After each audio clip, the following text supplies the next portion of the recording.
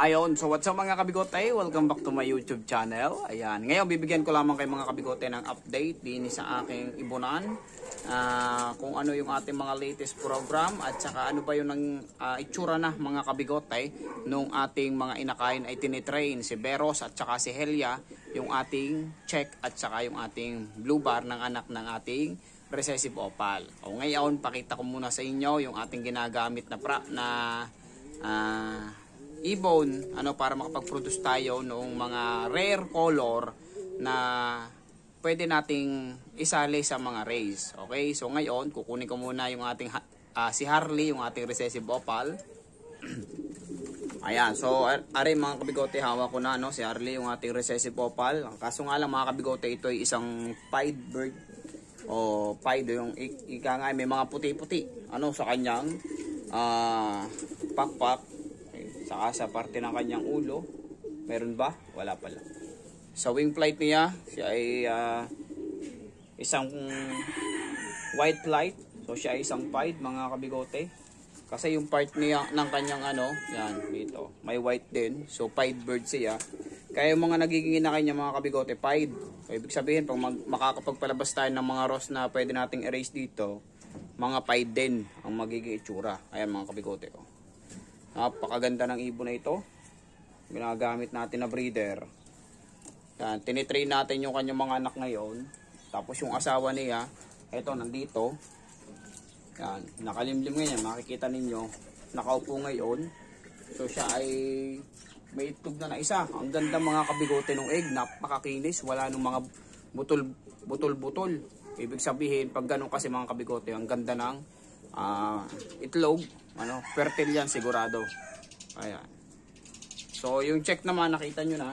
Itong hen na ito, paborito kong gamitin mga kabigote sa aking project. Gawa ng ang gaganda ng mga nagiging inakay. Kasi mga forma nagiging race form talaga. Pang racing form talaga nagiging forma ng kanyang mga inakay. Kaya naman ako ituwan-tuwang gamitin siya kapag ako ay may mga pang-cross. Siya yung ginagamit kong hen na pang-cross. Tapos check ay island finisher pa mga kabigote. Kaya yun ang maganda sa kanya. Ngayon, kunin natin yung mga inakay kasi may update na dito na maganda. Ayan, so mga kabigote, una kong bibigyan ng update yung ating blue bar, pied, mga kabigote. O sa kabila niyang wing flight, mga kabigote, ay yun! May 2 pirasong puti. Okay, wala naman siya sa ibang bahagi ng kanyang katawan. Ito mga kabigote, nag-rumonda na kanina. Siguro mga ikot din ng medyo malayo-layo. Inakay pa mga kabigote Okay. Hindi naman tumaas ng mataas. Umikot lang. At least nasasanay na sila dito sa lugar. Ay problema ko mga kabigote kasi hindi ko ito napasuksukan ng club ring.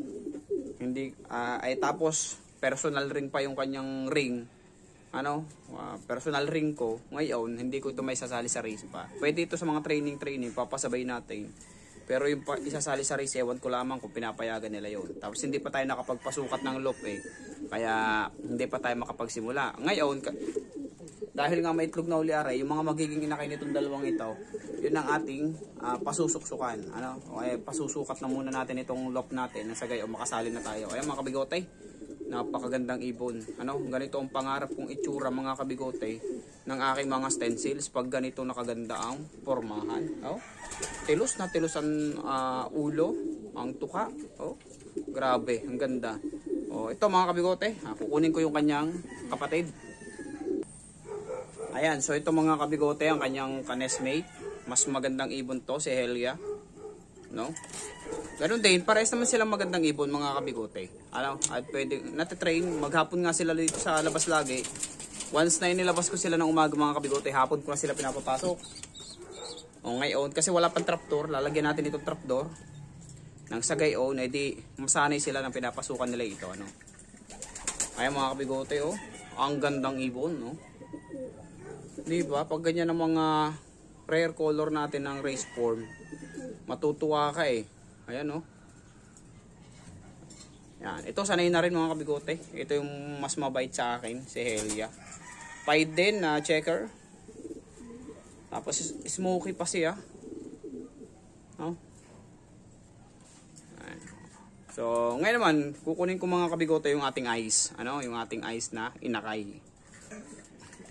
Ayan. So ito na yung update mga kabigote do sa ating ice na inakay.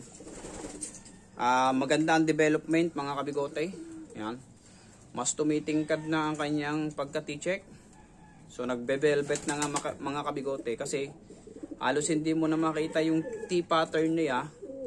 Halos black na. Ano? So nagbe-velvet na siguro after pa ng molt nito, mas lalo na ito magiging magandang kulay. Ayan mga kabigote oh. Ang dark ng kanyang wing flight. Dark ang dulo. Pero kita natin yung eyes mga kabigote oh. Grabe ano pag binubuka. Syempre hindi pa siya nagbo-molt. Mas magiging maganda pa pag nag-molt siya mga kabigote. No? Tapos ito lalo na ito pag nag-molt itong kanyang tail flight. O tail. Yan oh. Yung kanyang tail bar mga kabigote magda-dark pa yan. Ano? Mas pupuro yan na dark eh. Mangingitim talaga yan mga kabigote. Okay? O, tapos, pero ang pinakamahalaga rito, kasi ang karakteristik ng isang eyes, ano, mula ulo hanggang dun sa ilalim, yan, nag-eyes mga kabigote. O, ngayon, hindi pa natin kuhang-kuha yung kulay ng damasin kasi medyo namumulbos na puti yun eh. Pero darating tayo mga kabigote doon sa ganong pagkakataon. Ano? Ito muna tayo. Ito pa lamang yung mayroon tayo eh. Kita nyo naman, ang ganda mga kabigote, no? Oh. Saka ang haba na niya mga kabigote, laking ibon. Oh, malaki to si Zil. Oh. So, target natin mga kabigote, makapagpalabas tayo ng maraming ganitong T-check at saka mga velvet na shield. Kasi kadalasan na nakikita ko mga kabigote sa ngayon ay mga blue bar at saka mga checker ano, na eyes. So, create tayo ng mga T-check para na sa ganun maiba naman ano? Sa mga susunod nga may plano tayo mga red bar na eyes tapos mga T-checker na red na eyes. Tingnan natin kung kaya natin ano? Ayun mga kabigote, update, ganda. Okay, so ngayon mga kabigote papakita ko naman sa inyo yung bago kong pairing ng eyes. Ano? May eyes, may panibago tayo na ginagamit at para ma-enhance natin yung ating race form o racing form ng isang ice pigeon lalo ano kasi itong sinazil maganda na yung kanyang form pero nakukulangan pa tayo may gusto pa tayong mas magandang forma sa kanila Yan. So aray mga kabigote, papakita ko muna sa inyo yung ating isang F1 anak ito ng damasin at saka nung kanyang anak din na T-check. So ibig sabihin itong ibon na ito meron siyang T-check sa kanyang jeans. Okay. O kita natin, maganda na yung pagka blue niya. May kling ibon pa nga lang to mga kabigote. Unlike kay Zil na malaki. Ito medyo mas malaki ito kaysa sa damasin. Kaya ang ginawa ko mga kabigote, ipinares ko siya sa isang magandang racing pigeon na checker. Since siya naman ay isang T-checker, ang tatay, maaari makuha niya yung karakteristik kasi nandun naman yung jeans. Ano? Ayan mga kabigote, fighter na ibon, ano? Mapiglas na ibon. Okay. O ngayon, medyo may pagkakaiba na siya sa damasin kasi mas mahaba na yung kanyang tuka. Okay, kaysa doon sa damasin at mas malaki nga siya yon. Ang konti lang. Papakita ko sa inyo mga kabigote yung kapares niya ngayon. Malapit na rin atang umitlog. Okay, hopefully mapaitlog na natin ito ngayong month na ito. So alright mga kabigote, ang pinares ko, mga babago kasing lagay doon sa kanilang sa kanilang babagong lagay doon sa kanilang cage na iyon na kung saan ay doon sila ngayon magpaparami, magkaroon ng magandang inakay. Titingnan natin ano magiging itsura ng inakay, pero napakalaking ibon mga kabigote ng aking ipinares sa kanya. Isang checker. Yan. At tingnan nyo naman mga kabigote, ang pormahan ng ulo. Ang muka, mga kabigote. Yan. So ito ang ating ginamit. Ay, magkapares na sila. Malapit ng umitlog. Titingnan natin kung mayroon bang magandang ibubunga ang kanilang pagmamahalan din sa ating loob. Okay ba? Makikita natin kung makakapagpalabas ng mga magagandang formang eyes. Yan mga kabigote. Okay, so yun lamang mga kabigote, ang update din sa aking law. Makita-kita muli tayo sa susunod na video. At syempre, don't forget to like, share, and subscribe para do sa ating mga bago dyan sa ating YouTube channel. Okay? Maraming salamat mga kabigote. Chup chup.